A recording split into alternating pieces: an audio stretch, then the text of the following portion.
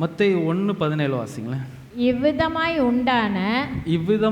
உண்டான தலைமுறைக்கு எல்லாம் ஆபிரகாம் முதல் தாவீது வரைக்கும். புரியுதுங்களா? இப்போ ஒரு கிறிஸ்துவின் சந்ததி ஒன்றை ஒரு தலைமுறையை என்ன பண்ண போறார், எழுப்ப போறாருன்னு சொன்னேன். இப்போ பாருங்களேன், இங்கே மத்தேயு புதிய ஏற்பாடு ஆரம்பித்த முதல் அதிகாரம் மத்தேயு 1. எத்தனை பேருக்கு தெரியும்? 1:1 ஆரம்பிக்குது பாருங்களேன். இது 1:17. இவ்விதமாய் உண்டான எல்லாம் எடுத்துக்கிட்டிங்களா? பாருங்களேன், இன்னைக்கு ஒரு 2 காரியத்தை குறித்து தான் உங்களுக்கு சொல்ல போகிறேன். அந்த 2 காரியம் கிட்டத்தட்ட ஒரு 2 கருத்தரங்கே என்ன பண்ணலாம் வச்சு பேசக்கூடிய ஒரு காரியத்தை உங்களுக்கு ஒரு 40 மினிட்ஸ் இல்லை ½ அன் ஹவருக்குள்ளே என்ன பண்ண போகிறேன், சொல்ல போகிறேன். அதை மட்டும் கொஞ்சம் கூர்ந்து கவனிங்க. எத்தனை பேருக்கு புரியுது? பக்கத்தில் பார்த்து சொல்லுங்கள். கொஞ்சம் தூங்காமல் கவனிங்க. ஏன்னா இது நம்ம தலைமுறையை பற்றிய காரியம், நமக்கு வர அடுத்த தலைமுறையை பற்றிய. புரியுதுங்களா? எத்தனை பேர் உங்கள் பிள்ளைகள் ஆசீர்வதிக்கப்பட்டிருக்கணும்னு நினைக்கிறீங்க, விரும்புகிறீங்களா? அப்போனா கொஞ்சம் என்ன பண்ணுங்க, கவனிங்க. சரி, வாசிங்க. இவ்விதமாய் உண்டான தலைமுறைகள் எல்லாம் ஆபிரகாம் முதல் தாவீது வரைக்கும் எவ்வளவா? 14 தெரியுமா? 1:4. அதுதான் என்னது? 14. தாவீது முதல் பாபிலோனுக்கு சிறைப்பட்டு போன காலம் வரைக்கும். ஆபிரகாம் முதல் தாவீது வரைக்கும் 14. முதல்ல ஒரு 14. அடுத்தது தாவீது முதல் பாபிலோன் சிறைப்பட்டு போன காலம் வரைக்கும் 14 தலைமுறைகளும். அது ஒரு 14. ஓகே. பாபிலோனுக்கு சிறைப்பட்டு போன காலம் முதல் கிறிஸ்து வரைக்கும் 14 தலைமுறைகளும். இப்போ எத்தனை 14 வந்துச்சு? 3:14. புரியுதுங்களா? ஆரம்பத்திலிருந்து கிறிஸ்து வரைக்கும் எத்தனை தலைமுறை இருக்கு? 3:14 செட்டு, ஒரு 14. எத்தனை பேருக்கு கூட்ட கடகடன் கூட்டுங்க? 14 + 14 எவ்வளோ? 28. ஸோ இது 2:14, இன்னொரு 14. 28 + இன்னொரு 14 42. எவ்வளோ? கரெக்டாக கணக்கு? 42. ஏதாவது டவுட் இருந்தால் என்ன பண்ணுங்கள், கேல்குலேட்டர்லையோ இல்லை கூட்டி கூட என்ன பண்ணுங்கள் பார்த்துக்கோங்க. 3:14 எவ்வளோ? 42. ஸோ 42 தலைமுறை யார் வரைக்கும்? கிறிஸ்து வரைக்கும். இப்போ மத்தேயு 1 ஆரம்பிச்சதுலேருந்து அந்த 14 இந்த 42 தலைமுறைகளோட பேர் என்ன பண்ணியிருக்கான்? சொல்லப்பட்டிருக்கு. எத்தனை பேருக்கு தெரியும்? இவரோட வாசிங்களா, அது ஒரு 2-3 வாசி. ஆபிரகாமின் குமாரனாகிய தாவீதின் குமாரனான இயேசு கிறிஸ்துவுடைய வம்ச வரலாறு. யாருடைய வம்ச வரலாறு? இயேசு கிறிஸ்துவனுடைய ஜீனியாலஜி. அது என்ன சொல்லுவாங்க? ஜீனியாலஜி. அவங்களுடைய வம்ச வரலாறு. எத்தனை தலைமுறைகள் இருந்திருக்கு அப்படின்றத தான் என்ன பண்றாங்க, ஒண்ணா சொல்றாங்க. ஆபிரகாம் ஈசாக்கை பெற்றான், ஈசாக்கு யாக்கோபை பெற்றான், யாக்கோபு யூதாவையும் அவன் சகோதரரையும் பெற்றான், யூதா பாரேசையும் சாராவையும் தாமாரினிடத்தில் பெற்றான், பாரேஸ் எஸ்ரோமை பெற்றான், எஸ்ரோம் ஆராமை பெற்றான். தம்பி, மற்ற மைக்லாம் மியூட் பண்ணுங்க, மானிட்டரில் போய் மியூட் பண்ணுங்க. சரி, ஸோ இந்த மாதிரி 14 சொல்லியிருங்க. முதல் ஒரு செட்டு 14, இன்னொரு ஒரு செட்டு 14, இன்னொரு ஒரு செட்டு 14. இப்போ பாருங்களேன், இதில் என்ன ஒரு மேட்ருன்னா, இதை கூர்ந்து வீட்டில் போய் கவனித்து ஒரு தலைமுறையாக என்ன பண்ணுங்க, எழுதி கணக்கு போட்டு பாரு. முதல் செட்டு 14 கரெக்டாக இருக்கும், 2வது செட்டு 14 கரெக்டாக இருக்கும், 3வது செட்டு 14 மட்டும் 14 இல்லையா? எத்தனை தலைமுறை தான் இருக்கான்? 13 தான் இருக்கான். எத்தனை தான் இருக்கு? 13. புரியுதுங்களா? புதிய ஏற்பாடு ஆரம்பித்த ஸ்டார்டிங்லே மத்தேயு ஒரு தப்பு என்ன பண்ணுறாரு, வேதாகமத்தில் எல்லாம் கரெக்டாக இருக்கணும், நீங்களே கணக்கே என்னவா இருக்கு, தப்பாக இருக்குங்க. போய் எண்ணி பாருங்க.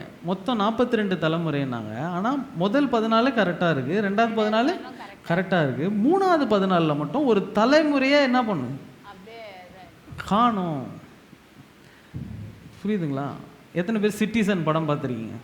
அத்திப்பட்டே காணோம், ஒரு கிராமமே காணுன்ற மாதிரி ஒரு தலைமுறையே காணோம் பிரதர். புரியுதுங்களா? எனக்கு தெரிஞ்சு மத்தேயு கூட தப்பு பண்ணியிருக்கலாமா இருக்கும். ஆனால் ஆவியானவர் மூலமாக தான் என்ன பண்ணார்? மத்தேயு எழுதினாரு. ஆனால் ஆவியானவர் தப்பு பண்ணியிருக்க வாய்ப்பே கிடையாது. எத்தனை பேர் அது விசுவாசிக்கிறீங்க? ஆமென். ஸோ இங்கே ஒரு தலைமுறையை காணவே, அது எத்தனாவது தலைமுறையா? 42வது தலைமுறை. 41 தலைமுறை மட்டும் என்ன பண்ணுதான் இருக்கு இயேசுவோட வம்ச வரலாறுல. ஒரு தலைமுறை மட்டும் என்ன இல்லை காணோம். ஆனால் இங்கே கரெக்டாக என்ன பண்ணியிருக்காங்க? இப்போ கடைசியாக பாபிலோன் சிறைப்பட்டு போன காலம் முதல் கிறிஸ்து வரைக்கும் 13ன்னு சொல்ல, எங்கே தான் சொல்லி தலைமுறை. புரியுதுங்களா? ஒன்று அங்கே கணக்கு தப்பாக இருந்தால் இங்கே கரெக்ட் பண்ணியிருக்கணும், ஒன்று இங்கே கரெக்டாக இருந்தால் அங்கே என்ன பண்ணியிருக்கணும், சரிப்படுத்தியிருக்கணும். ஆனால் 2 இடத்துலையும் என்ன பண்ணியிருக்காங்க? வெவ்வேறாக கொடுத்துருக்குறாங்க. புரியுதுங்களா? ஸோ ஆவியானவர் இங்கே தப்பு பண்ணியிருக்க வாய்ப்பே இல்லைங்க அப்படின்னு எத்தனை பேர் விசுவாசிக்கிறீங்க? புரியுதுங்களா? இங்கே ஒரு தலைமுறையை பற்றி சொல்லவே இல்லை. அந்த தலைமுறை எந்த தலைமுறை அப்படின்றது தான் நீ என்ன பண்ணணும், தெரிஞ்சுக்கணும். புரியுதுங்களா? பைபிளில் தப்பாக சொல்லியிருக்க வேண்டிய வாய்ப்பே இல்லை. இப்போ ஒரு வசனத்தை வாசிப்போமே, சங்கீதம் 22:30 வாசிங்களேன்.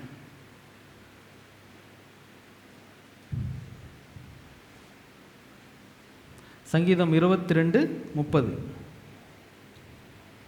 ஒரு சந்ததி அவரை சேவிக்கும், ஒரு சந்ததி அவரை சேவிக்கும், தலைமுறை தலைமுறையாக அது ஆண்டவருடைய சந்ததி என்னப்படும். அது ஆண்டவருடைய என்னப்படுமா? சந்ததி என்று ஒரு சந்ததி அவரை சேவிக்கும், தலைமுறை தலைமுறையாக அது ஆண்டவருடைய சந்ததி எனப்படும். அடுத்தது, அவரே இவைகளை செய்தார் என்று பிறக்க போகிற ஜனங்களுக்கு அவருடைய நீதியை அறிவிப்பார்கள். அவர்கள் அவரே இவைகளை செய்தார் என்று பிறக்க போற ஜனங்களுக்கு அவருடைய நீதியை அறிவிப்பார்கள். புரியுதுங்களா? ஸோ ஒரு சந்ததி அவரை சேவிக்கும். அப்போ இதுக்கு முன்னாடி இருக்க சந்ததியெல்லாம் அவரை சேவிக்கலையா? புரியுதுங்களா? ஒரு சந்ததி எழும்பும், அந்த சந்ததி அவரை சேவிக்கும். அவருக்கு அவர் செய்கிற காரியங்கள்லாம் அவர் தான்ப்பா செய்கிறாரு அப்படின்னு உலகமே என்ன பண்ணுமா? பார்த்து சொல்லும். அந்த அளவுக்கு ஒரு சந்ததி என்ன பண்ணுமா? எழுப்பப்படும். புரியுதுங்களா? 42வது சந்ததி. யார் அந்த சந்ததி அப்படின்றது தான் இங்கே கேள்வி. சரி, இப்போ ஏசாயா 53:10 வாசிங்களேன்.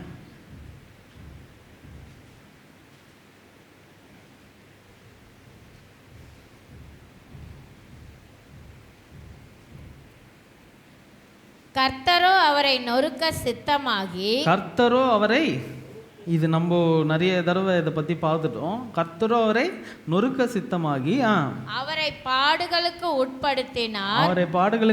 உட்படுத்தினார். அவருடைய ஆத்துமா தன்னை குற்ற நிவாரண பலியாக ஒப்பு கொடுக்கும் போது அவர் தமது சந்ததியை கண்டு நீடித்த நாளாய் இருப்பார். புரியுதுங்களா? அவரை சிலுவையில் ஒப்பு கொடுக்கும் போது அவர் சந்ததியை கண்டு ஒன்று சொன்னாராம். என்ன சொன்னாராம்? நீடித்த நாளாய் இருப்பார், நிலைத்திருப்பார். நிலைத்திருப்பாயின்னு சொல்ல என்ன சொன்னாராம்? நிலைத்திருப்பார். யார் நிலைத்திருப்பார்? ஆங்கிலத்தில் வாசனா அந்த லாங் லிவ் டேஸ்ல கிரைஸ்ட் என்ன பண்ணுவாராம்? நிலைத்திருப்பார்.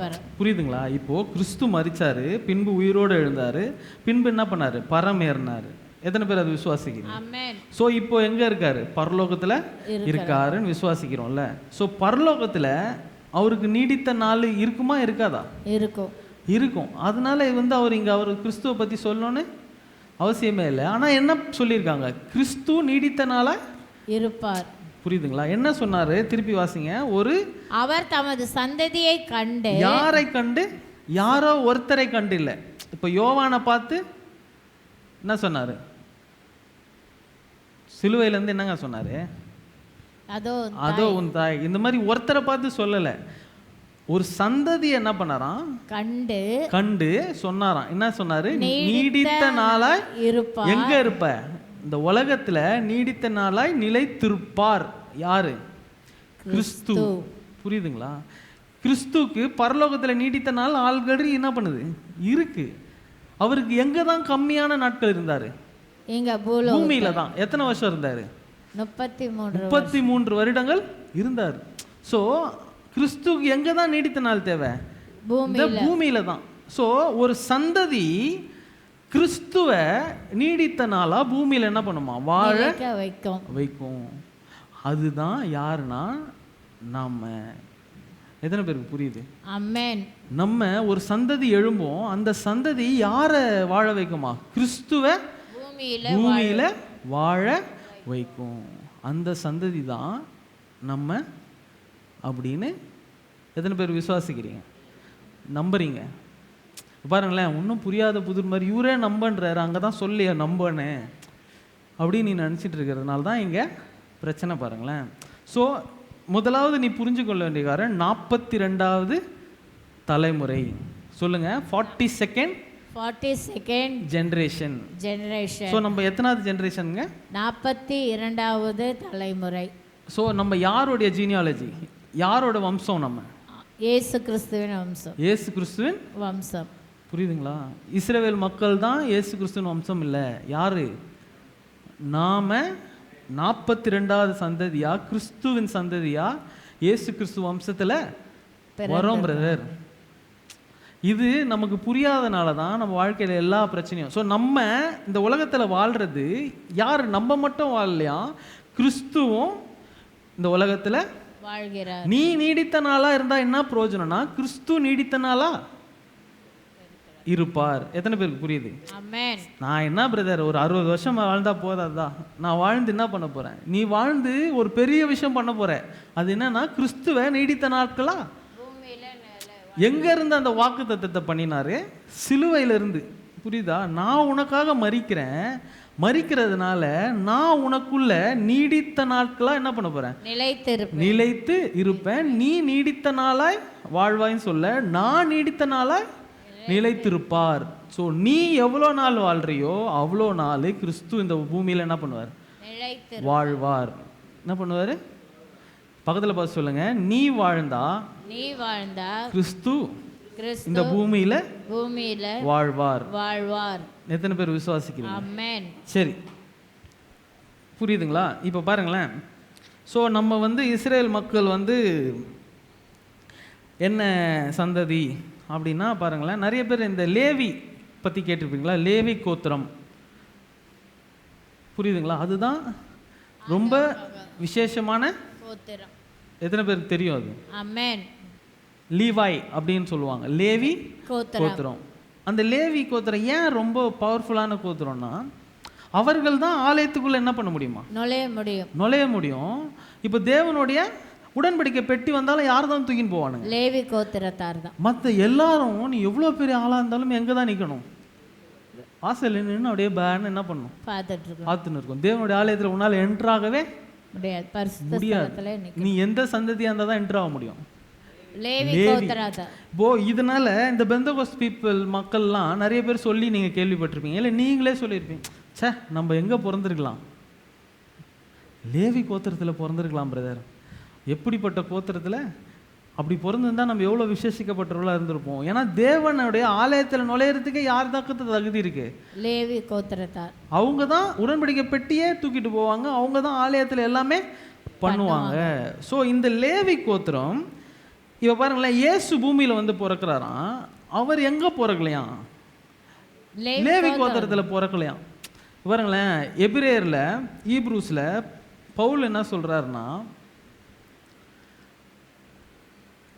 ஆண்டவருக்கு எந்த கோத்திரம் இல்லை? லேவி கோத்திரம் இல்லை. அவர் எந்த கோத்திரம்னா பாருங்களேன், வாசிங்க சங்கீதம் 110:4 வாசிங்க.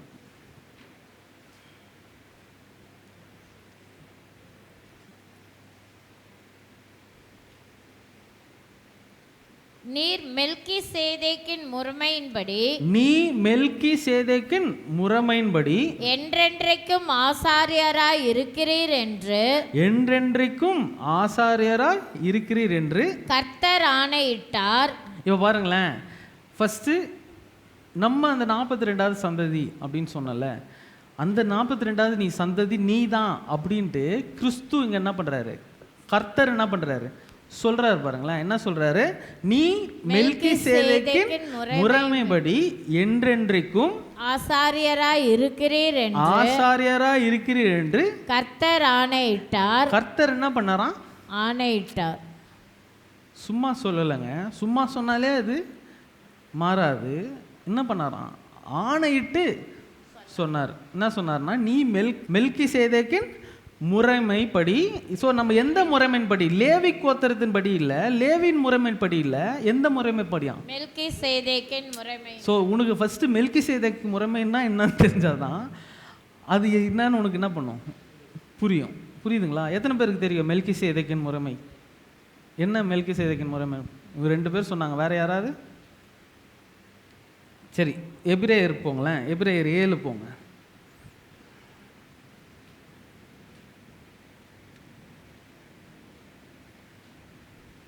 எபிரேயர் 7:1 வாசிங்க. இந்த மெல்கி சேதேக்கு சாலேமின் ராஜாவும் உன்னதமான தேவனுடைய ஆசாரியனுமாய் இருந்தான். ராஜாக்களை முறியடித்து வந்த ஆபிரகாமுக்கு இவன் எதிர்கொண்டு போய் அவனை ஆசீர்வதித்தான். இவனுக்கு ஆபிரகாம் எல்லாவற்றிலும் தசமபாகம் கொடுத்தான். நம்மளுடைய தகப்பன் யாருங்க? ஆபிரகாமே ஒருத்தருக்கு போய் என்ன பண்றாராம், தசமபாகம் கொடுக்கிறார். அவர் தான் யாரு? மெல்கி சேதேக்கு முரண்படி வந்த ஆசாரியர் யார் தான்? ஆபிரகாமே போய் என்ன பண்றாராம் அவருக்கு. புரியுதுங்களா? ஆபிரகாம் யாருக்கா தசமபாகம் கொடுக்கணும்னு அவசியம் இருக்கா? ஆபிரகாமே ஒருத்தருக்கு போய் என்ன, ஒரு ஆசாரியருக்கு போய் தசமபாகம் கொடுக்குறாருன்னா அவர் தான் யாரு? மெல்கி சேதேக்கு. திருப்பி வாசிங்களேன் 1 இந்த மெல்கி சேதேக்கு சாலேமின் ராஜாவும் உன்னதமான தேவனுடைய ஆசாரியனுமாய் இருந்தார். ராஜாக்களை முறியடித்து வந்த ஆபிரகாமுக்கு இவன் எதிர்கொண்டு போய் அவனை ஆசீர்வதித்தான். இவனுக்கு ஆபிரகாம் எல்லாவற்றிலும் தசமபாகம் கொடுத்தான். இவனுடைய முதற் பேராகிய மெல்கி சேதேக்கு என்பதற்கு நீதியின் ராஜா என்றும் பின்பு சாலேமின் ராஜா என்பதற்கு சமாதானத்தின் ராஜா என்றும் அர்த்தமாம். இவன் தகப்பனும் தாம் வம்ச வரலாறும் இல்லாதவன். தாம் இல்ல, தகப்பனும் தாயும் வம்சம் வரலாறு. ஐயோ, எனக்கு மடங்கிட்டேன், சாரி. இவன் மடங்கிட்டதுனால அர்த்தமே தகப்பன் தாய் அப்படின்னு இல்லாதவன் தான் யாரு? புரியுதுங்களா?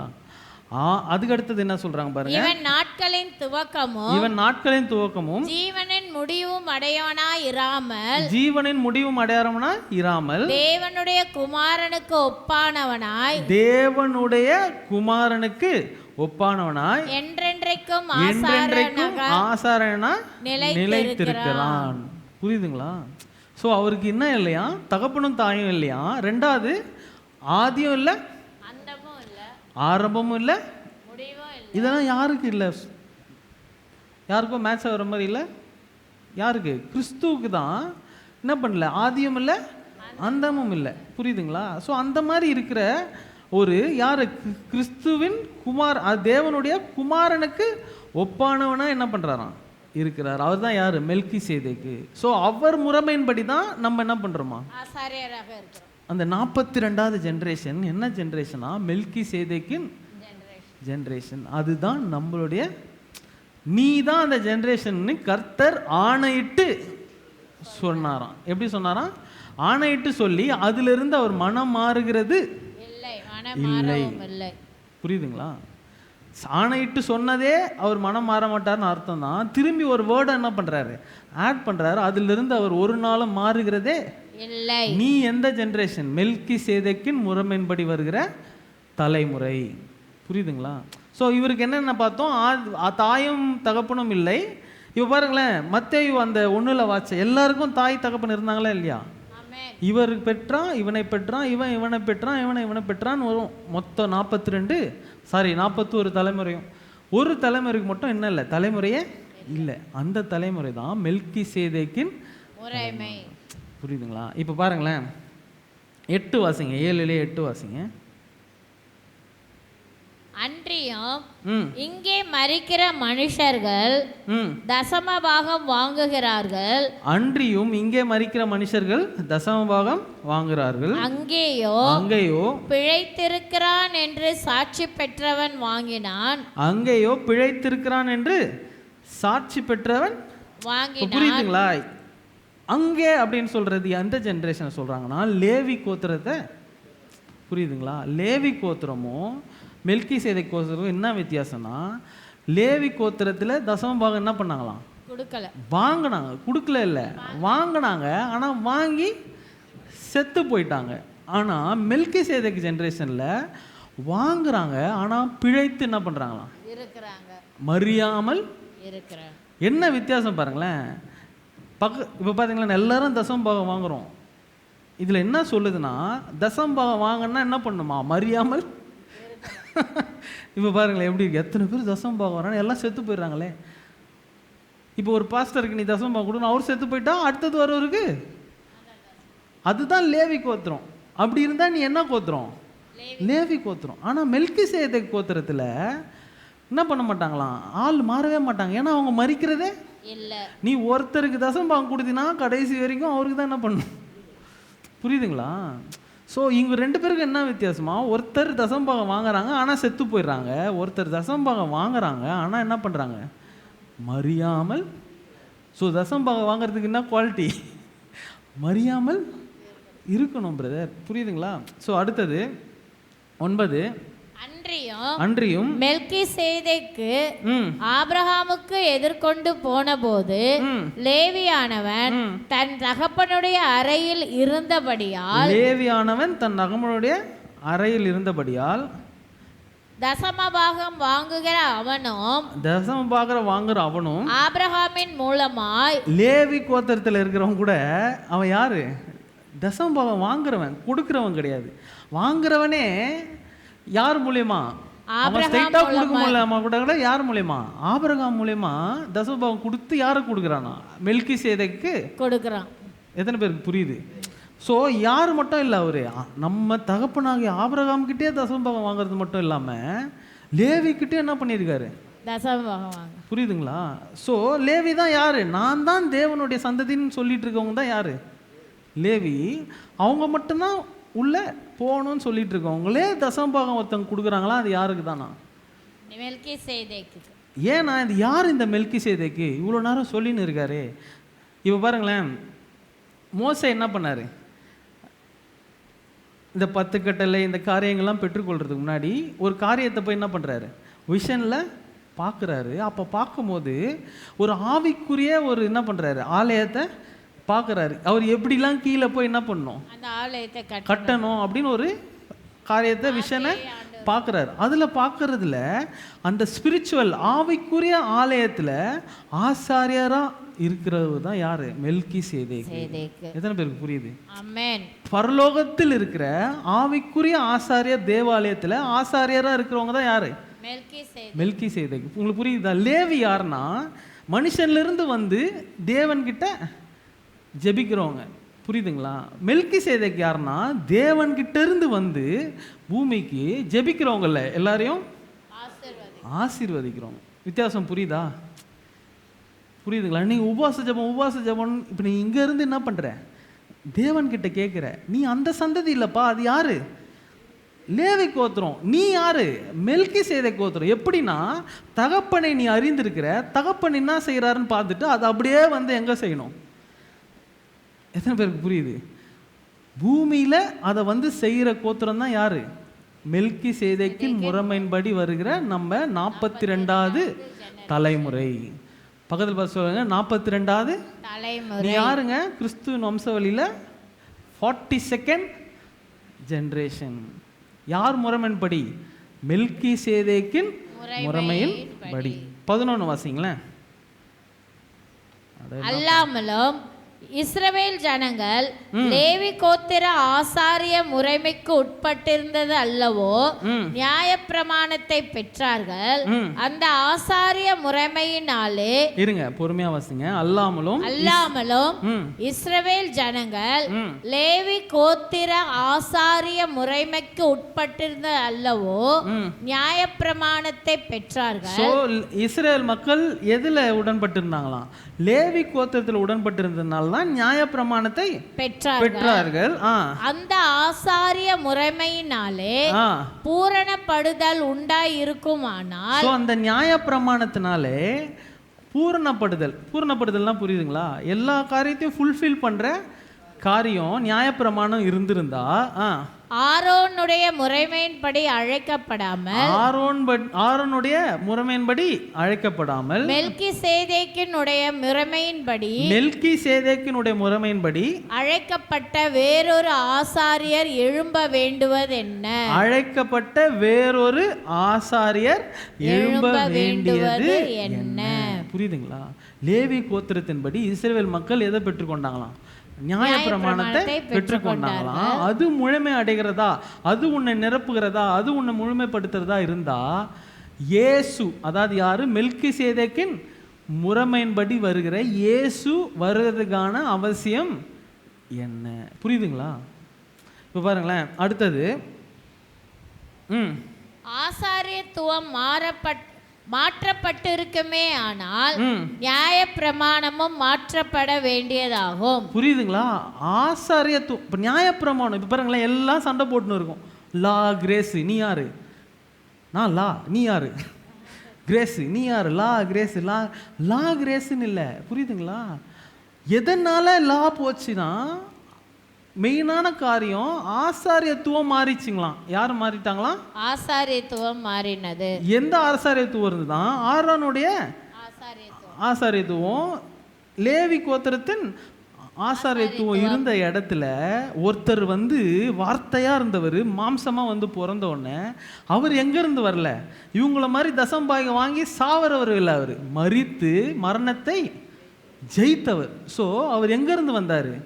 மேல இருந்து வந்தார், பரத்திலிருந்து வந்ததுனால அவருக்கு ஆதியும் இல்லை அந்தமும் இல்லை. ஸோ இந்த கோத்திரம், அதனால என்ன பண்றாரு எபிரேயர் புத்தகத்துல, இவர் யாரோட முறைமை? லேவி கோத்திரத்தின் முறைமையின்படி வரலங்க. யார் முறைமையின்படி? மெல்கி சேதேக்கின் முறைமையின்படி வந்ததுனால, ஆசாரியத்துவம் மாறினதுனால தான் எது மாறிச்சான்? புரியுதுங்களா? பிரீஸ்ட்ஹுட், ஆசாரியத்துவம்னா என்னங்க?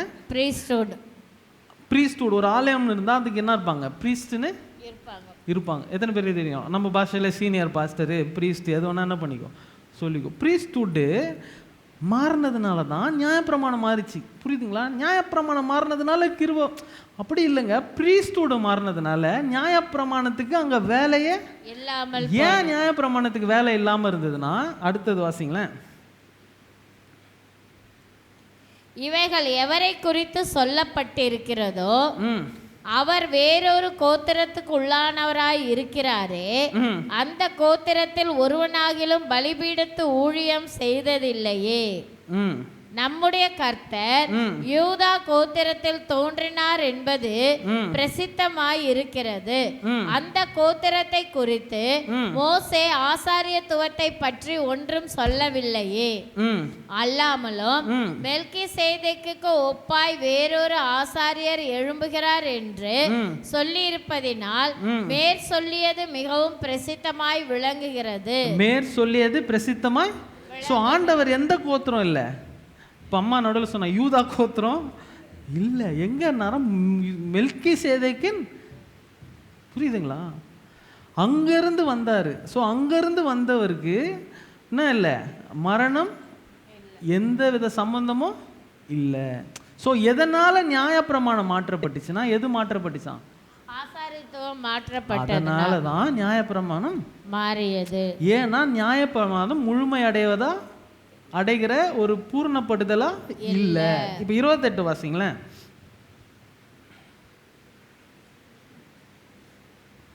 நியாயப்பிரமாணமானது பலவீனம் உள்ள மனுஷர்களை பிரதான ஆசாரியராக ஏற்படுத்துகிறது.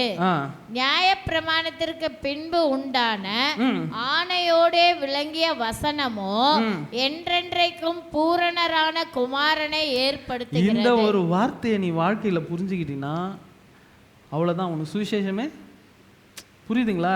நியாயப்பிரமாணமானது பலவீனம் உள்ள மனுஷரை பிரதான ஆசாரியர் என்ன பண்ணுமா? ஏற்படுத்துகிறது. நியாயப்பிரமாணத்தை இதை செய்தால் இது, இந்த தப்பு செஞ்சால் இந்த தண்டனை, இப்படி செஞ்சா இந்த பலன், இப்படி நியாயப்பிரமாணத்தை பிடிச்சினா என்ன பண்ணிடலாம்? மேபி பிரதான ஆசிரியரா ஆயிடலாமா இருக்கும். அது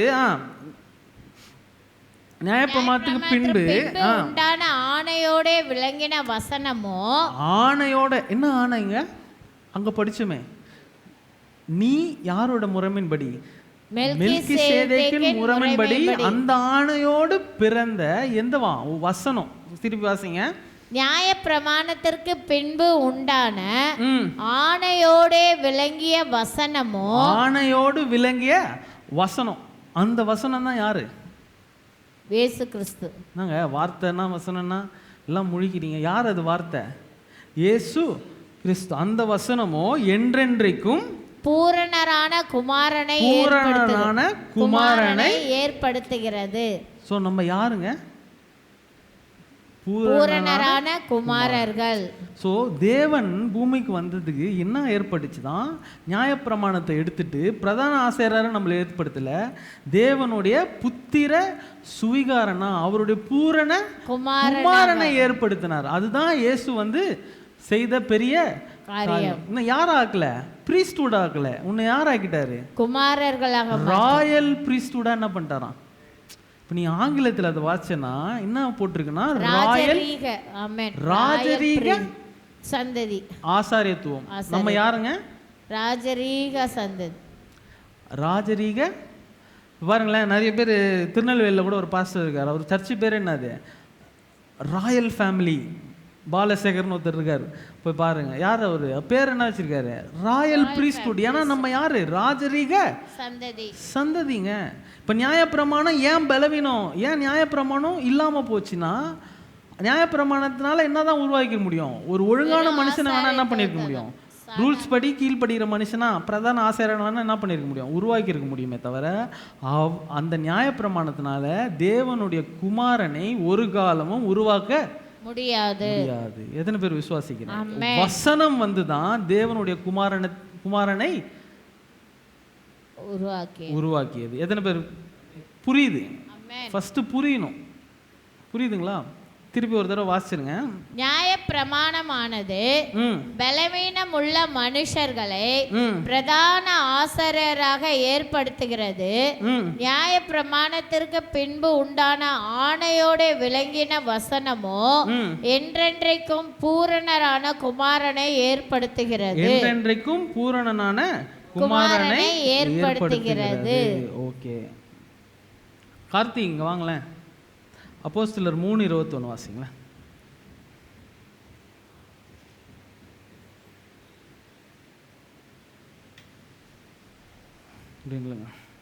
உலக தோற்றம் முதல் தேவன் தம்முடைய பரிசுத்த தீர்க்கதரிசிகள் எல்லாருடைய வாக்கினாலும் உரைத்தவைகள் எல்லாம் நிறைவேறி தீரும் காலங்கள் வரும் அளவும் பரலோகம் அவரை ஏற்றுக்கொள்ள வேண்டும். யாருங்க? இயேசுவை. இப்போ பாருங்களேன், பரலோகம் அவரை ஏற்றுக்கொள்ள வேண்டும். எது வரைக்கும்? உலக தோற்றம் முதல் தேவன் தம்முடைய தீர்க்கதரிசிகள், யாருங்க? ப்ராஃபட்ஸ். யாருங்க? தீர்க்கதரிசிகள். அவர்களுக்கு உரைத்த எல்லா வாக்குத்தத்தங்களும் நிறைவேறும் அளவும் பரலோகம் அவரை ஏற்றுக்கொள்ள வேண்டும். இப்போ ஆங்கிலத்தில் வாசிங்களாமா இதை? whom heaven must keep until the time for the. இவர்தான் இயேசு கிறிஸ்து. ஏற்றுக்கொள்ள வேண்டும்னா ஏற்றுக்கொள்ள வேண்டும், அப்படி இல்லை. என்னவா? who heaven must keep until the time of the complete restoration. கீப்னா என்னங்க? இப்படி இயேசு கிறிஸ்து தோ வருகிறார், இதோ வருகிறார். இப்போ தம்பி கூட ஒரு ரீல் அமிச்சார், யாரோ ஒருத்தர் போட்டாங்கன்ட்டு.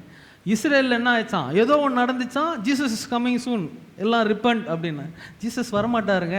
ஏன் வரமாட்டாருன்னா, அவர் தீர்க்கதரிசிகளுக்கு உரைத்த வாக்கு தத்தங்கள் எங்கேருந்து, ஏன்ஷியன்ட் டைம்ஸ், உலகம் தோன்றது முன்னாடி என்னென்ன பண்ணியிருக்காரோ அதெல்லாம் நிறைவேறும் வரைக்கும் இயேசுவை பரலோகம் என்ன பண்ணாதான், விடாது. என்ன பண்ணாது, விடாது. அது வரைக்கும் என்ன பண்ணியிருக்கான், இயேசு விட்டா வந்துருவாரு.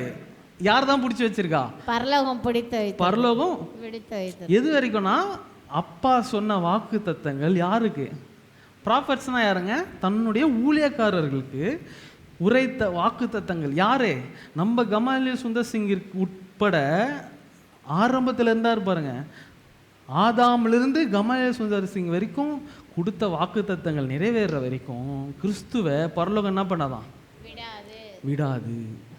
எத்தனை பேருக்கு புரியுது? ஸோ இந்த ப்ராஃபட்ஸ் மூலியமாக தான், அதாவது முந்தின தலைமுறை இருக்கு பாருங்களேன். இப்போ நம்ம கிறிஸ்துவின் சந்ததி, இந்த தலைமுறை, அந்த இப்போ முந்தின தலைமுறையை எப்படி நீ மெல்கிசேதேக்கின் முறைமையின்படி கிறிஸ்துவின் சந்ததி ஆக முடியும்னா, முந்தின தலைமுறையை நீ கனம் பண்ணாலே ஒழிய இந்த சந்ததியாக நீ மாறவே முடியாது. எத்தனை பேருக்கு புரியுது? ஒரு உதாரணத்துக்கு ட்ரினி கொடுங்களேன். இது கமாலியல் சுந்தர்ஸுக்கும் முன்னாடி இருந்த ஒரு தலைமுறைன்னு வச்சுக்கோங்களேன். இங்கே இருக்கிறார், புரியுங்களா, இப்படி இருக்காங்க. இப்போ ட்ரினி கொடுங்க, மட்டும் வாங்க. இப்போ பாருங்களேன், இதுதான் யார், நான் தான் யார், கமாலியல் சுந்தர் சிங். இப்போது எங்கள் அப்பா வந்து என்ன பண்ணுறாராம், எல்லாரும் அப்பாவும் எங்கே வச்சுருக்காங்களாம், ஷோல்டரில். எங்கே வச்சுருக்காரு, எல்லாம் அப்பாவுடைய ஷோல்டரில் வச்சுருக்காரு. முந்தின தலைமுறை அவங்க பேசினதெல்லாம் இப்போ பாருங்களேன், இப்படி ஸ்ட்ரைட்டாக பாருப்பா. இப்போ நான் தெரிறேன்னா, சைட்லேருந்து பார்க்காதீங்க, நேராக சொல்லுங்கள். தெரியல, எனக்கு என்ன தெரியுது, கார்த்தியோட புறமண்டை தான் தெரியுது, இங்கே தான் தெரியுது. ஸோ அவர் கமாலியல் சுந்தர் சிங் பேசும்போது எங்கே பார்த்து பேசின்னு இருந்தாராம், இங்கே தான் பார்த்து பேசின்னு இருந்தார். புரியுதுங்களா? அவருக்கு என்ன தெரிஞ்சுது, கார்த்தி மண்டை தான் தெரிஞ்சுது.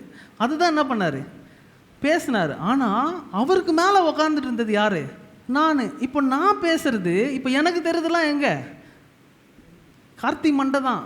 புரியுதுங்களா? ஆனால் நான் இவர் மேலே உக்காந்துட்டு இருக்கிறதுனால இப்போ ட்ரினிக்கு எங்கே தெரியுது, எனக்கு தெரியாதது, என்னால் பார்க்க முடியாதது பார்க்க முடியுது. புரியுதுங்களா? ஸோ இப்போது ட்ரினி வந்து எனக்கு எல்லாமே தெரியுது, இவர் ஒன்றும் இல்லை அப்படின்னு என்ன வேணான்னுட்டுனா, என்ன கனம் பண்ணலன்னா, ட்ரினிக்கு எது தெரியும், எனக்கு தெரிஞ்ச புறமண்டை கூட தெரியாது. எங்கே தெரியும், கார்த்தியோட பேக்கு தான். எத்தனை பேருக்கு புரியுது? அதை பார்த்து தான் பேசுவோம். ஸோ என் லெவலுக்கே அது வர முடியாது. புரியுதுங்களா? ஏன் நாங்கள் முந்தின தலைமுறையை கனம் பண்ணோன்னா, அவங்க இல்லைன்னா நம்ம, புரியுதுங்களா? இப்போ நிறைய பேர் ரொம்ப வேதனையான ஒரு காரியம் நம்ம சபையில் என்னென்னா, என்ன சொல்கிறான், இவர் ஐயா பேசுறதை மாற்றி பேசிட்டார். அட முட்டாளே, உனக்கு என்ன தெரில, சுவிசேஷன் தெரில. ஐயாவுக்கு தெரியாதது யாருக்கு தெரியும், எனக்கு தெரியும். ஏன்னா அதுக்கு காரணமே யார் தான், ஐயா மேலே நான் உட்காந்துன்னு ட்ராவல் பண்ணதுனால தான். புரியுதுங்களா? அவர் கட்டி இவ்வளோ தூரம் வரலன்னா கார்த்தி புறமண்டையிலேருந்து எனக்கு மேலே தெரிஞ்சிருக்கு. புரியுதுங்களா? ஸோ இது எனக்கு மட்டும் இல்லை, எல்லாருமே. உங்களுக்கு நீ கிறிஸ்துவின் சந்ததியாக மாறுறதுக்கு ஒரே தகுதி என்னென்னா, கிறிஸ்து சொல்லப்பட்ட ப்ராஃபட்ஸ், அவருக்கு சொன்ன வாக்கு தத்தங்கள் நிறைவேற வரைக்கும் கிறிஸ்து என்ன பண்ண மாட்டாராம், வரமாட்டார்.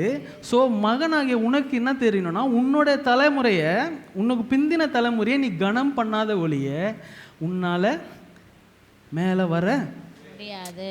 புரியுதுங்களா? இதுதான் சுவிசேஷம். ஸோ இதே நேரத்தில் இப்போ எங்கள் அப்பா இருக்கார் பார்த்தீங்களா, அதாவது தகப்பன்மார்களுக்கு என்ன புரியணும்னா, நமக்கு தெரியாதது நம்ம பிள்ளைகளுக்கு தெரியும். இதுதான் தகப்பனோட இருதயங்க. எத்தனை பேருக்கு புரியுது? எனக்கு தெரியாது, என் பிள்ளைக்கு தெரியும்டா அப்படின்ற சத்தியம் புரிஞ்சாதான் அவர் யார், தகப்பன் இருதயத்தை கொண்ட. எல்லாம் குழந்தைய பெற்றுக்கணுங்களாம் யாரும் இல்லை, தகப்பன் இல்லை. புரியுதுங்களா? ஒரு தகப்பன் இருதயத்தை கொண்டவர் யாருன்னா, எனக்கு தெரியாது, என் பிள்ளைக்கு தெரியும்டா அப்படின்னு. இப்போ பாருங்களேன், இயேசு கிறிஸ்து மேலேருந்து வந்துட்டு 30 வயசில் என்ன பண்ணுறாரு, ஊழியத்துக்கு போகும்போது நேராக யோவான் ஸ்நானகன் கிட்ட போய் என்ன பண்ணுறாராம், முட்டி போட்டு என்ன பண்ணு, என்ன ஞானஸ்தானம் பண்ணு. இவர் பதவதிச்சு போயிட்டார் யோவான். ஐயோ ஏசு நீங்கள் தான் என்ன பண்ணணும், ஞானஸ்தானம் பண்ணணும். ஐயோ நீங்கள் எனக்கு கொடுங்க, நான் வேணா முட்டி போடுறேன் அப்படின்னு என்ன பண்ணிட்டாரு, ரெடி ஆகிட்டார். யார் சொல்லுங்கள் கரெக்டாக, யோவான் ஸ்நானகன். ஸோ அவர் என்ன சொல்கிறாரு, எப்பா உனக்கு என்ன பண்ணல, சத்தியம் புரியல, அமைதியாக இரு, உன்னை பைபாஸ் பண்ணிட்டு என்னால் போக முடியாது. ஏன்னா எனக்கு முந்தினவன் யாரு, இப்போ கிறிஸ்துவுக்கு முந்தினவன் யாருமே இல்லை. அது உண்மை தெரியுமா உங்களுக்கு, அவர் தான் முந்தினவரும் அப்படி இருக்கிறவர் பூமிக்கு வந்துட்டு இங்கே வந்து நேராக வந்து, இப்போ நீயே இயேசு வந்தால் யோசிச்சு பாருங்களேன், நீ இயேசு ஒருத்தர் வந்து ஞானஸ்தானம் குத்துன்னு இருக்காரு, நீ என்ன பண்ணுவ, அந்த ஏரியிலேருந்து கொஞ்சம் தள்ளி போய் எதிர ஒரு கடையை போடுறா, என்ன பண்ணுவேன், எதிர பக்கத்தில் பார்த்து சொல்லி எதிர கடையை போடுறத நிறுத்து. இப்போ எல்லாருக்கும் என்னன்னா எதிர கடையை போடுறது. இப்போ பார்த்தீங்களா, இப்போ நான் உனக்கு இன்னும் புரியுற மாதிரி சொல்கிறேன். இப்போ கமாலியல் சுந்தர் சிங் இருந்தால் எல்லாம் வந்து என்ன பண்ணுவீங்க, முட்டி ப்ரேயர் பண்ணுப்பா, ப்ரேயர் பண்ணுவீங்க. இப்போது என்கிட்ட வந்து எத்தனை பேர் முட்டி போடுவீங்க, இது வந்து அதுதான் பாருங்களேன். ஏன் என்கிட்ட வந்து முட்டி போட முடியலன்னா உன்னால், ஏன்னா என்னோட ப்ளஸ் உனக்கு தெரியும், ஏன் இந்த கரண்ட் இப்போ புரியுதுங்களா. இயேசு என்ன பண்ணல, யோவானோட ப்ளஸ் மைனஸுக்கு ஜீசஸ் தெரியுமா தெரியாதா, புரியுதுங்களா. ஆனால் எங்கே போய் முட்டி போட்டாராம், நீ என்ன ஞானஸ்தானம் பண்ணுப்பா. அப்போது யோவான் யார், தகப்பன். நீங்கள் என்ன ரோல் ப்ளே பண்ணுறாரு, தகப்பன் ரோல். யோவான் என்ன தெரியுமா சொன்னார், நான் செய்ததை காட்டிலும் இவர் யார், பெரியவர். புரியுதுங்களா. அப்போ தான் பரலோகம் என்ன ஆச்சான், ஓப்பன் ஆச்சு. புரியுதுங்களா. இப்போ நீங்களாம் இருந்தால் இயேசு வரும்போதே பிஜிஎம் போடுறா. இப்போ நீ யோசிச்சு பாருங்கள், இயேசு இப்போ உள்ளே வராரு, எங்கே வராரு, குமாரன், என்னோட குமாரன் வராரு அப்படின்னு ஒரு பிஜிஎம் போட்டு ஆரம்பிச்சு அப்போ சொல்லியிருந்தா பயங்கரமாக இருந்திருக்கலாம். அப்போ என்ன பண்ணலையா, பரலோகம் ஓப்பனே. ஆனால் தனக்கு மேல் இருக்கிற அதிகாரத்துக்கு உட்பட்டு என்ன பண்ணாராம், இயேசு போய் இப்படி முட்டி போட்டு அவர்கிட்ட ஞானஸ்தானம் பண்ணும் போது பரலோகம் திறந்தது. ஸோ தேவனுடைய கிங்டம், காட்ஸ் கிங்டம் எப்படி ஒர்க் ஆகுதுன்னு புரியுதா. இவனை நீ பைபாஸ் பண்ணி போனீன்னா உனக்கு ஆசீர்வாதமே இல்லை. புரியுதுங்களா. எல்லாருக்கும் இது என்ன பண்ணும், பொருந்தும். புரியுதுங்களா. ஸோ யோவான் சொல்கிறாரு பாருங்க, அதுவும் ரொம்ப முக்கியம். இப்போது பிள்ளை மட்டும் இந்த ஒரு வெளிப்பாடில் இருந்தால் பத்தாது, தகப்பன் இருதயத்தை கொண்ட யோவான் என்ன சொல்கிறாருன்னா, நான் செய்தது காட்டிலும் இவர் யார் அதிகமாய் செய்ய. அப்புறம் திருப்பி இயேசு போகும்போது ஒன்று சொல்கிறாரு, நான் செய்ததையும் நீங்கள் செய்வீங்க, நான் செய்ததுக்கு மேலேயும் நீங்கள் செய்வீங்க. நம்மளை பார்த்து சொல்லிட்டு போனாருங்க. அதுதான் தகப்பனுடைய இருதயம். நமக்கு ஒரு சர்ச்சில் நம்மளோட ஒருத்தன் ஓவர்டேக் பண்ணிட்டா என்ன ஆகிடும், பதபதிச்சாயா அவனை வெளில போ. இல்லை இப்போ வந்து ஐயா இல்லை இப்போ நாங்கள் தான் நடத்துகிறோன்னு என்ன பண்ணு, எதிர ஒரு கடையை போடு. நம்ம இவ்வளோ வருஷமாக இருந்தோமே, எதிர ஒரு கடையை போடு, இன்னொரு கடை பக்கத்தில் கடை போடுற வரைக்கும் நீ எதை பெற்றுக்கொள்ள முடியாது, தேவனுடைய ஆசீர்வாதமும் சரி எதுவுமே என்ன பண்ண முடியாதான், பெற்றுக்கொள்ள முடியாது. எத்தனை பேருக்கு புரியுது. இப்போ பாருங்களேன், இன்னொரு உதாரணம் சொல்கிறேன். எலியாவை எத்தனை பேருக்கு தெரியும், எலியா தெரியுமா. எலியா என்ன பண்ணப்பட்டார், எடுத்துக்கொள்ளப்பட்டார். எலியா கூட இன்னொருத்தர் இருந்தார், அவர் பேர் என்ன, எலிசா. தெரியுமா. எலியா நீங்கள் யாருக்கோ பேர் இருக்கு, யாரு தொடச்சுன்னுக்கிறார் பாருங்க டேபிள், யார் அவர் பேர் என்னது, எலியா. ஸோ எலியான்னு நீ பேர் வைப்ப, ஆனால் எலியாவுக்கான இருக்கிற காரியங்கள் உனக்கு என்ன பண்ணல, இன்னும் தெரியல. புரியுங்களா. எலியா கூடயே ஒருத்தர் இருந்தார், அவர் தான் யார், எலிசா. எலிசா வந்து எலியா கிட்ட போய் ஒரு காரியத்தை கேட்குறாரு. கேட்கும் போது என்ன கேட்குறாருன்னா, நீங்கள் என்ன முதல் குமாரன், அது என்னங்க சொல்லுவாங்க தமிழில், எல்டர் சொன்னால் என்ன பண்ணும், ஏற்றுக்கொள்ளணும். ஏன் அப்படி சொன்னார், யாராவது சொல்ல முடியுமா. அந்த முறைமையின்படி எல்டர் சன்னுக்கு, இப்போ பாருங்களேன் இன்னும் புரியுற மாதிரி சொல்லணும்னா, பூந்தமல்லி வீடு விற்றுது. பூந்தமல்லி வீடு விற்றா நம்ம 3 பேர், ஆனால் எத்தனை பங்காக போட்டிருக்கணுமா, 4 பங்காக போட்டு 2 பங்கை எனக்கு கொடுத்துருக்கணும். இப்போ புரியுதுங்களா. அந்த முறைமையின்படி நம்ம இருந்திருந்தோம்னா எப்படி பண்ணியிருக்கணும், 5 பிள்ளைகள் இருந்தால் 6 போட்டு அந்த 2 பங்கை தலைச்சம்புள்ளை கொடுக்கணும். அதுதான் அந்த முறைமை, இஸ்ரேல் முறை. புரியுதுங்களா? ஸோ அப்போ அவர் என்ன சொல்கிறாரு, எலிசா வந்து எலியாவை பார்த்து நீங்கள் என்னை யாரா நினைக்கணும், மூத்த குமாரனா ஏற்றுக்கொள்ளணும். அப்போ அவர் என்ன சொல்கிறாருன்னா, எப்பா பெரிய காரியத்தை என்ன பண்ணிட்டேன் போட்ட, பெரிய ஒரு காரியத்தை போட்டேன் எனக்கு. அவர் என்ன சொன்னார், ரெட்டிப்பான ஆசீர்வாதத்தை எனக்கு என்ன பண்ணுங்க கொடுங்க. ஏன்னா எலியாவுக்கு நிறைய குமாரர்கள் என்ன பண்ணாங்களாம் இருந்தாங்க. எலிசா சொல்லும் போதே சொல்றாரு, உங்களுக்கு அநேக குமாரர்கள் இருக்கிறாங்கன்னு தெரியும், ஆனா என்ன அதுல யாரா இருக்கணும், மூத்த குமாரனா ஏற்றுக்கொள்ளணும். அது என்ன அர்த்தம்னா, எனக்கு உங்ககிட்ட இருந்து ரெட்டிப்பான ஆசீர்வாதம் வேணும். இப்போ நம்ம ஊர்ல எப்படின்னா, அப்பாவை பிடிக்காது தாத்தாவை பிடிக்காது, ஆனா சொத்து மட்டும் வேணும். அப்படிதான் நம்ம ஊர்ல பல. ஸோ அப்பா வேணா சொத்து வேணாம், ஆனால் ஏதாவது ஒன்று ஆயிடுச்சுன்னா பாருங்களேன், சொத்துக்கு மட்டும் போய் என்ன பண்ணுவாங்க, போய் நிற்பாங்க. ஸோ உனக்கு சொத்துக்காக பாசம் வேணும்னா அது என்ன இல்லை, உண்மையான பாசமே இல்லை. நீ போய் தாத்தாவே போய் உண்மையாக பாசம் இருந்தால் சொத்து ஆட்டோமேட்டிக்காக வரும். அதை யாரையும் தடுக்கவே முடியாது. புரியுதுங்களா? ஆனால் நீ பாசம் இல்லாமல் சொத்துக்காகவே போய் தாத்தாவை தருங்கன்னா தாத்தா எங்கேயாவது எழுதி வச்சுட்டு போயிடுவார். புரியுதுங்களா? பாசம் இருந்தால் அதுக்கான சுதந்திரம் உனக்காக ஆட்டோமேட்டிக்காக வந்துடும். புரியுதுங்களா? தேவனோட இன்னெரிட்டன்ஸ் நமக்கு எப்படி வரும்னா, தேவன் கூட நம்ம இருக்கும் போது தான் அந்த இன்னெரிட்டன்ஸ் நமக்கு வருமே தவிர, இன்னெரிட்டன்ஸுக்காக சுதந்திரத்துக்காக நம்ம என்ன பண்ணக்கூடாது. புரியுதுங்களா? ஸோ இப்போ அப்படி சொல்லும் போது அவர் என்ன பண்ணார்னா, பெரிய விஷயத்த கேட்டப்பா என்ன பண்ணு, நான் மேலே எடுத்துக்கொள்ளும் போது என்ன பண்ணு, நோக்கிப்பார். புரியுதுங்களா? இப்படி சொல்லிட்டாரு. இப்படி போகும்போது இப்போ எலியா என்ன பண்றாரு, எடுத்துக்கொள்ளப்படும் அக்கினி ரதங்கள்லாம் என்ன பண்ணுது, இறங்கி வருது. இறங்கி வரும்போது எலிசா என்ன சொல்றாராம், இப்போ நீ இருக்கன்னு வச்சுக்கோ, ஏன் ரதங்கள்லாம் இறங்கி வரும்போது ரதத்தை பார்த்து வாய என்ன பண்ணியிருப்பேன், ஆண் பொழுந்திருப்பேன். பாடுறா எப்படி வருது பாடுறா, பரலோகத்துல இது குதிரை மாதிரியும் இருக்கு, குதிரை மாதிரியும் இல்லாமல் இருக்கு, என்னவா இருக்கும் அப்படின்னு நீ பார்த்துருப்பேன். ஆனால் எலிசா என்ன பண்ணாராம், ரதங்களை பார்க்காம இஸ்ரவேலின் ரதமாகிய என் தகப்பனே நீ என்ன பண்ணுறீங்க, எங்களை விட்டு போகிறீங்களே, எடுத்துக்கொள்ள போகிறீங்களேன்னு அவரை நோக்கி பார்க்கும்போது தான் அவருக்கு என்ன வந்துச்சான். புரியுதுங்களா? ஸோ எலிசா என்ன பார்த்தாரு, சுற்றி இருக்கிற காரியங்களை பார்க்காம தகப்பனை கண்ணோக்கி பார்க்கும்போது ரெட்டிப்பான நன்மை ஆட்டோமேட்டிக்காக அவருக்கு என்ன பண்ணிச்சு. எத்தனை பேருக்கு புரியுது? ஸோ இங்கே எங்கே இருக்குது ரகசியம்னா, தகப்பனோட இருதயத்தை நம்ம புரிஞ்சுக்கிறதுல தான் நம்மளுடைய சுதந்திரம் இருக்கு. எத்தனை பேருக்கு புரியுது? பாருங்களேன், இயேசு வந்தபோது பரிசேயர் ஒருத்தர் வந்து என்ன பண்ணுறாங்க சொல்கிறாங்க, என்ன சொல்கிறாங்க, நாங்கள் வந்து எங்களோட ப்ராஃபட்ஸை, அதாவது எங்கள் தீர்க்கதரிசியில் நாங்கள் எல்லாரும் என்ன பண்ணுறோம், வணங்குறோம், மதிக்கிறோம் அப்படின்னு எங்கே கூட்டு போய் காட்டுறாங்களாம். நம்ம கீழ்ப்பாக்க கல்லறையில் கூட்டு போய் இதோ பாருங்க, இவர் யார், எங்கள் ப்ராஃபட்டு, கிரானைட் கல் ஒட்டி கட்டியிருக்கேன் பாருங்கள். இப்போ ஐயா கல்லறைக்கு போய் எல்லாம் நின்றுக்கிறீங்களே, அந்த மாதிரி பாருங்கள் எவ்வளோ மதிக்கிறோம் பாருங்கள். ஐயாவுக்கு போய் மாலை போட்டு தொடச்சி எங்கே பண்ணுறோம், பூசுகிறோம், இது பண்ணி பார்க்குறோம். இயேசுக்கிட்ட காட்டினாங்களாம்.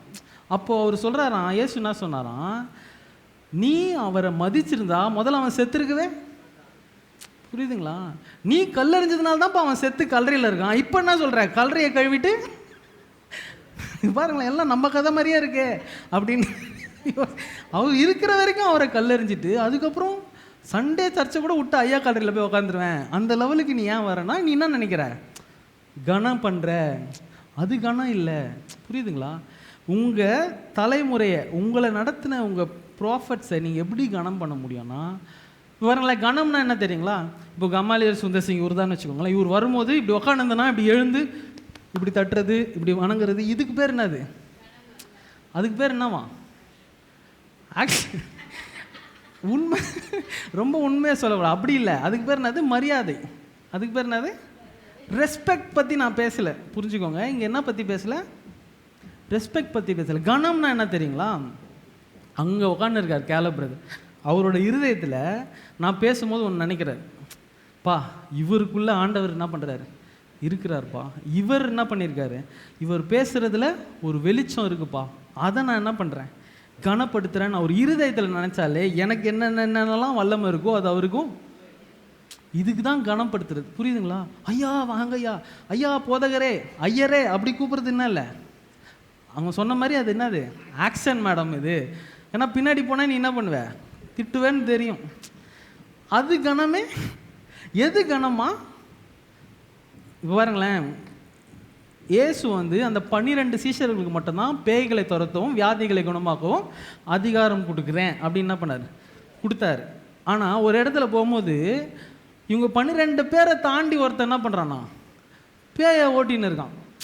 இந்த 12 சீஷர்கள்லேருந்து என்ன பண்ணாங்களாம், போயிட்டு அவனை நிறுத்திட்டு இயேசுக்கிட்ட பெருமையாக வந்தேன், ஆண்டவரே என்ன பண்ண தெரியுமா, ஒருத்தன் நம்மளை தாண்டி ஒருத்தன் பேய் ஓட்டின்னா அவனை என்ன பண்ணிட்டோம், ஸ்டாப் பண்ணிட்டோம். ஏன்டா டேய், அவர் என்ன சொல்கிறாரு, அவனை நிறுத்தாதீங்கப்பா, அவனை யார் உன்னை நிறுத்த சொன்னது, உனக்கு புரியுதா? இவனுக்கு இன்னும் சுவிசேஷத்தை நம்ம பிராண்டை தாண்டி எவனோ ஒருத்தன் பேய் ஓட்டுறான், ஏஎஃப்ஏ சர்ச்சை தாண்டி எவனோ ஒருத்தன் பேய் ஓட்டுறான்ப்பா, அவனை போய் நான் நிறுத்திட்டேன் பிரதர் அப்படின்னு வந்து நம்மக்கிட்டே பெருமையாக சொல்கிறது. பா அது பெருமை இல்லைப்பா, அவனை நீ நிறுத்தவே. புரியுதுங்களா? இந்த 12 பேருக்கு தான் அதிகாரம் கொடுத்துருக்காராம். ஆனால் இங்கே இந்த 12 பேரை தாண்டி கேல பிரதர் மாதிரி தூரமாக ஒருத்தன் இயேசு ரொம்ப நேரம் வாட்ச் பண்ணே இருந்திருக்கிறான். ஆஹா, இவர்கிட்ட இருக்கிற செம மேட்டராக இருக்குதே, இவரை நான் என்ன பண்ணுறேன், கனம் பண்ணுறேன்னு மனசில் நினச்சதுனால அவருக்கு இருக்கிற வல்லமை அவனுக்கு என்ன பண்ணிச்சான், வந்துச்சு. அதை புரிஞ்சுக்கிட்டனால போய் என்ன பண்ணுறானா, பேயை ஓட்டுறான். புரியுதுங்களா? எது கனமா? என் முன்னாடி வந்து நடிக்கிறது கனம் கிடையாது. நான் போன வாரம் சொன்ன மாதிரி உங்களை வழிநடத்துறவர்களாக ஏற்றுக்கொள்கிற கனம் எங்கே இருக்குன்னா இருதயத்தில் இருக்குது. அது எத்தனை பேருக்கு இருக்குன்னு நீங்களே என்ன பண்ணுங்க, ஆராய்ஞ்சிக்கோங்க. தெரிஞ்சவங்க தெரிஞ்சுக்கோங்க, தெரியாதவங்க கேட்டு தெரிஞ்சுக்கோங்க. அதை பற்றி என்கிட்ட வந்து எதுவும் நீ என்ன பண்ண தேவையில்ல, நடிக்க. புரியுதுங்களா? கனம் எப்படி வரும்னா, யோவானை பைபாஸ் பண்ணி இயேசுனா பண்ணல, எதுவும் செய்யலை. இப்போ எப்படி நம்ம கமாலியல் சுந்தர் சிங்கை ரெஸ்பெக்ட் பண்ணோன்னா, இப்போ நம்ம எப்படி தெரியுமா எல்லாரையும் ரெஸ்பெக்ட் பண்ணுவோம். இப்போது இவர் பிரதர் வந்து ஸ்மித் விக்கில்ஸ்வர்த் அப்படின்னு ஒரு பேர் வச்சுருக்காருன்னு வச்சுக்கோங்களேன் அவன் பையனுக்கு. அவர் யாரோட பேர் அது, சுவிசேஷகர், பெரிய ஊழியக்காரர். அவர் இருக்க வரைக்கும் அவர் யாரையும் என்ன பண்ணலையாம், கனம் பண்ணல.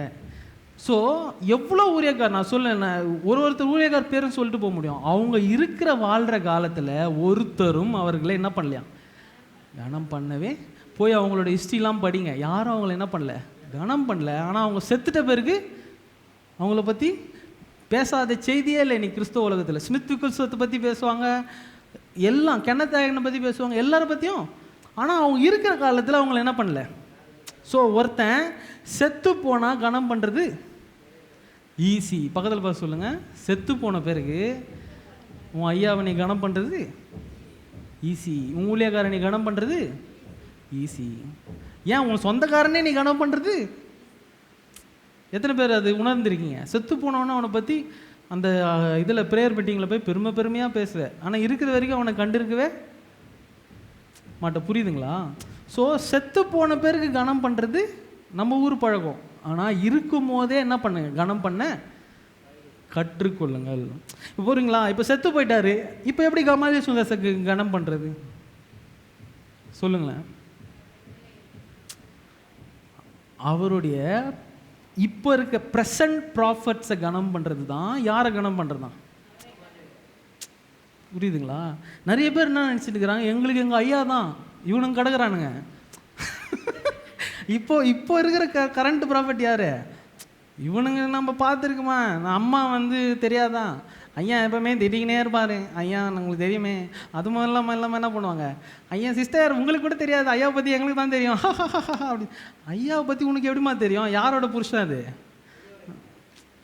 அவங்களோட புருஷன், ஐயாவோட புருஷன். புரியுதுங்களா? அவங்களுக்கு தெரியாது உனக்கு தெரிஞ்சிருக்குன்னா தப்பாயிடும். புரியுதுங்களா? ஸோ அப்படிலாம் சொல்லக்கூடாது. யார் தான் தெரியும், அவங்களுக்கு தான் தெரியும்.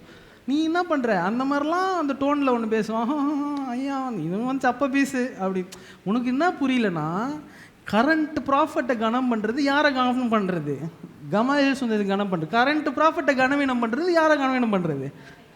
இப்போ நீ அவரையும் கனவீனம் பண்ணி எங்கே அமிச்சிட்ட, கல்றைக்கு அமிச்சிட்ட. இப்போ இருக்கிறவரும் கனவீனம் பண்ணி கல்றைக்கு போயிட்டு பேருக்கு வேணா என் கல்றையில் வந்து என்ன பண்ணுவேன், தொடச்சிக்கிட்டு இருப்பியாக இருக்கும். தவிர இருக்கும் போது கனம் பண்ண கற்றுக்கொள்ளுங்க. பார்த்து சொல்லுங்கள், இருக்கும்போது கனம் பண்ண கற்றுக்கொள்ளுங்க. இப்போ பாருங்களேன், எங்களுக்கு ஆவிக்குரிய தகப்பன்மார்கள் நிறைய பேர் இருக்காங்க. அதில் ஸ்பெஷலாக இப்போ ஜெசு இருக்காருன்னு வச்சுக்கோங்களேன். ஃபாதர்ஸ் ஹவுஸில் அவங்க ஆராதனையில் போய் உட்கார்றதுக்கு எங்களுக்கு ஒரு நாளும் என்னவா இருந்ததில்லை, கூச்சமா. ஒவ்வொரு சாட்டர்டே போனாலும் நாங்கள் போய் என்ன பண்ணுவோம், உட்காருவோம். அங்கே போய் யார் விசுவாசி மாதிரி போய் என்ன பண்ணிப்போம், ப்ரேயர் பண்ணிப்போம். எங்கே இருந்தால் அந்த இருதயம் வரணும்னா தகப்பனுடைய இருதயம் இருந்தால் தான் அதை என்ன பண்ண முடியும், பெற்றுக்கொள்ள முடியும். புரியுதுங்களா? அதே நேரத்தில் அவர் எங்களை எப்படி ட்ரீட் பண்ணுறான்றது அவரோட இதுன்றது இருக்குது. புரியுங்களா? ஸோ நாங்கள் மட்டும்தான் எங்களுக்கு கனம் கொடுங்கன்ல, நாங்கள் ஒருத்தரை கனம் பண்ணால் தான் எங்களை என்ன பண்ண முடியும். புரியுதுங்களா? எங்ககிட்ட மேலே இருந்தவங்களா இருக்கட்டும் சரி, யாராக இருந்தாலும் சரி, அவங்கள கனம் பண்ணால் தான் அதில் ஆசீர்வாதம் இருக்குதுன்னு எனக்கு என்ன தெரியும். இப்போ என்னை நீ திட்டிகிட்டே போனவனாக இருந்தாலும் அவனை நான் என்றைக்கும் என்ன பண்ண மாட்டேன், கனவீனம் பண்ணவே. புரியுதுங்களா? தம்பிமார்கள் நிறைய விஷயம் வந்து சொல்லுவாங்க, அப்போ அண்ணா இப்படி பற்றி பேசுகிறாங்களாண்ணா, இப்படி பேசுகிறாங்களா, அப்படி பேசுகிறாங்க. தம்பி எதுக்கு இப்போ இதை என்கிட்ட சொல்கிறேன்? அவர் பேசுனா நேரில் வந்து என்ன பண்ணலாம், பேசிட்டோம். இப்போ நம்ம கருப்பு பின்னாடி ஒட்டி இருக்கிறதுனால நம்மளை சாத்தான் சபைன்னு சொன்னாங்களாம். சாத்தான் சபைன்னு சொன்னாங்களாம். அப்படியா, சரிப்பா அப்படின்னு என்ன பண்ணு, சந்தோஷம். சாத்தான் சபைன்னு சொன்னால் சாத்தான் சபைன்னு ஆகிடுமா?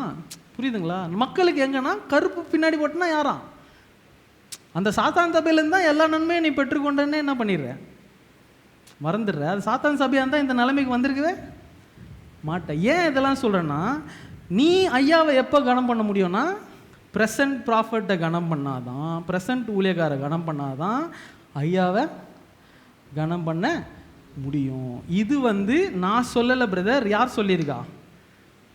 ஏசு கிறிஸ்து. ஏசு கிறிஸ்து சொன்ன காரியம் இல்லை, உலகத்தில் வந்து செய்து காட்டின காரியம். ஒரு எடுத்துக்காட்டாக உனக்கு என்ன பண்ணியிருக்காரு, செய்து காட்டியிருக்காரு. ஸோ எதில் இருக்குது ஆசீர்வாதம்? ப்ராஃபட்ஸு. ஸோ நீ வந்து இந்த ப்ராஃபட் சொல்கிற, இந்த ஊழியக்காரர்கள் சொல்கிற ஒரு வார்த்தை கூட நிறைவேறாமல் யார் வரமாட்டாங்கண்ணா, ஏசு பூமிக்கு செகண்ட் கம்மிங் இருக்கவே இருக்காது. எத்தனை பேருக்கு புரியுது? ஸோ உன்னதத்திலிருந்து வரும் வல்லமை என்ன வல்லமையா? இன்டிஸ்ட்ரக்டபிள் லைஃப், அழிக்க முடியாத லைஃப்பை உனக்கு என்ன பண்ணியிருக்காராம், கொடுத்துருக்கிறார். பக்கத்தில் பார்த்து சொல்லுங்கள், அழிக்க முடியாத லைஃப், அழிக்க முடியாத ஜீவன். புரியுதுங்களா? இன்டிஸ்ட்ரக்டபிள் லைஃப் எங்கேருந்து வருது? அது உன்னதத்திலிருந்து வர வல்லமை. யார் மூலயமா தான் வர முடியும்? உங்களோட ப்ராஃபட்ஸ் மூலயமா தான் நீ என்ன பண்ண முடியும்.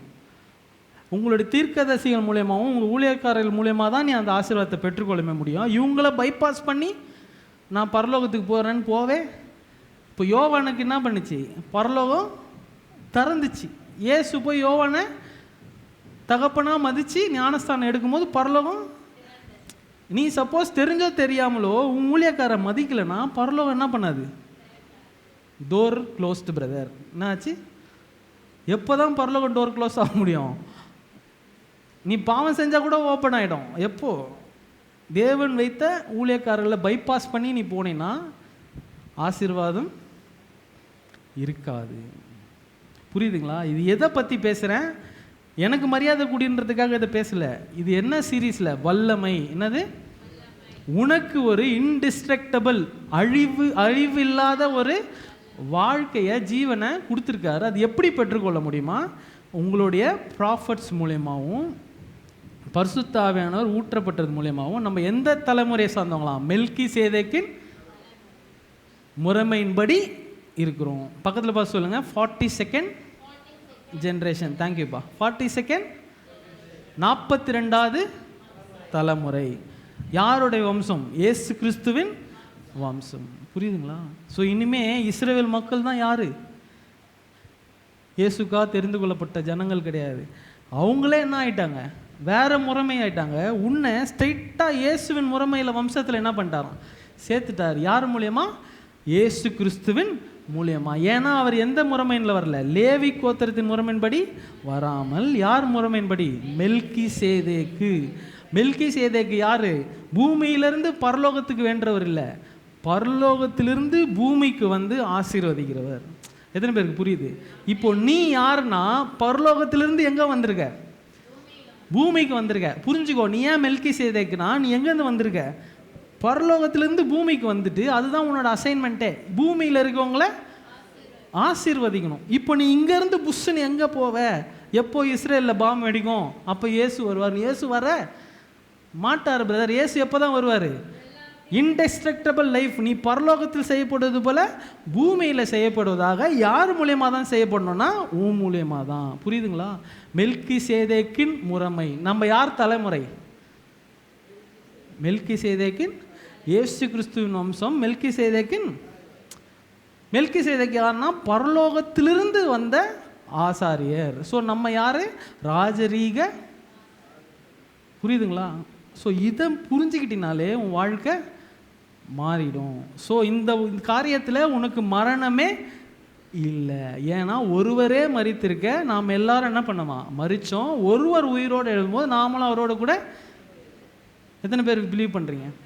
ஸோ யார் முறைமை? நம்ம மெல்கிசேதேக்கின் முறைமை. 42nd generation. மத்தேயுல ஒரு தலைமுறையே காணும் பிரதர். யாராவது தெரிஞ்சவங்க இருந்தால் என்ன பண்ணுங்க? யார் தெரியுமா அந்த தலைமுறை? நாம தான். நம்மளை என்ன பண்ணாராம்? ஒன்றுமே தெரியாத நம்மளை எழுப்பி பல பயங்கரமான காரியங்கள் என்ன பண்ண போகிறான்? நம்ம மூலியமாக செய்ய போகிறாரு. இன்டிஸ்ட்ரக்டபிள் லைஃப்னா அழிக்க முடியாத வாழ்க்கை யார்கிட்டங்க இருக்குது? நம்ம கிட்ட தான் இருக்குது.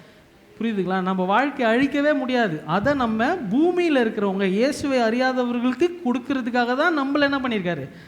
பூமியில் வச்சிருக்காரு. புரியுதுங்களா? எந்த ஒரு தீமையான காரியம் நடந்தாலும் ஆண்டவருடைய நன்மையை கேள்வி கேட்குறதே நம்மளுடைய. புரியுதுங்களா? இப்போது உங்கள் வாழ்க்கையில் ஏதோ ஒரு அசம்பாவிதம் இன்றைக்கி நடக்குதுன்னு வச்சுக்கோங்களேன். நீ என்ன நினைப்ப? இயேசு இருந்திருந்தாருனா நான் இவ்வளோ சர்ச்சைக்கு வந்தேனே. அதெல்லாம் பிரச்சனை இல்லை. புரியுதுங்களா? உன்னை எப்படி படைச்சிருக்காருன்னா உன்னால் நன்மையும் செய்ய முடியும், தீமையும் செய்ய முடியும். புரியுதுங்களா? இப்போ என்ன நீ வந்து பாஸ்டர் எல்லாம் மரியாதைலாம் கூட, என்னால் உன்னை யோசிக்க முடியாத ஒரு மோசமான காரியமாக என்னால் என்ன பண்ண முடியும்? செய்ய முடியும். ஏன்னா ரெண்டுத்துக்கும் என்ன பண்ணியிருக்காரு? மரணத்தையும் ஜீவனையும் உன் முன்னாடி வச்சுருக்கேன். நீ எதை செய்யறியோ அதுக்கான காரியங்களை நீ என்ன பண்ணுவ? புரியுதுங்களா? மரணத்தை பேசுனா மரணம், ஜீவனை பேசுனா. புரியுதுங்களா? ஸோ அசம்பாவிதம் நடக்கிறதுக்கான காரியம் தேவன் இல்லை. இப்போ புரியுதுங்களா? தேவன் உன்னுடைய தீமையை நன்மையாக மாற்றுவார். அதனால் அந்த தீமையை கொடுத்ததே அவர் தான் சொல்கிறது தான் உன்னோட புத்தி. புரியுதுங்களா? உன் தீமையை என்ன பண்ணுறியா? நன்மையாக மாற்றுறவர் அவர். நீ என்ன சொல்லிடுற? உன்ன மாதிரி பிள்ளையை கிள்ளிட்டு தொட்டியில் ஆட்டுவார் அப்படின்னா என்ன அர்த்தம்? அவர் ஒரு தீமையை கொடுத்ததே அவர் வந்து கெத்தாக ஒரு நன்மை செய்கிறதுக்காக. அப்படி கிடையாது. உனக்கு தீமையை பெற்றுக்கொண்டது யார்?